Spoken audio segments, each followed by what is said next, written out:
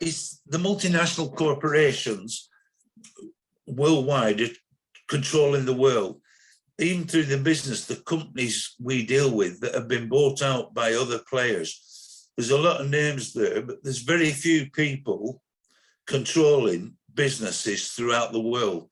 The multinationals totally control everything now, virtually. And I think a lot of this agenda, shut all the shops, destroy the small businesses, get rid of that, limit the choice for the public, so they have to go.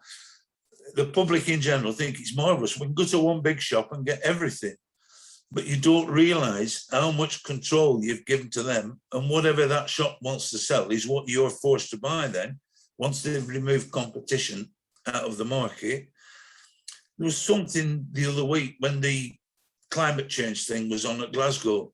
I heard something, I think it was on the radio, where somebody said, oh, the food that you grow in your garden might not be as green as some of the ones you can get from the supermarket.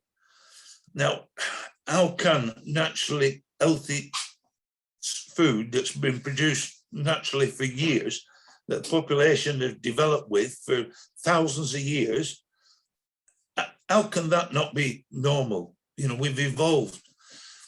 I mean, there's so much with the food.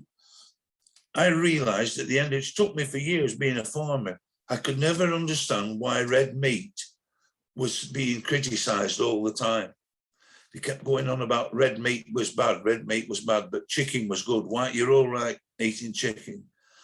And I suddenly realised the major corporations, they control the seed that grows in the ground for the grain, all the fertilizers put on the grain to grow it, all the chemicals sprayed on the grain to grow it, the grain cooperatives, all subsidiaries of the multinational corporations, and which is most of the animal feed companies.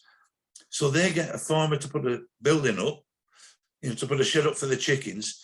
These corporations, they put the chickens on the farm, they put the feed in the bin, they take them away and process them at the end. So they've got profit out of every stage of that production cycle. What have they got out of natural grass-fed meat, red meat? Nothing. So who's making the money?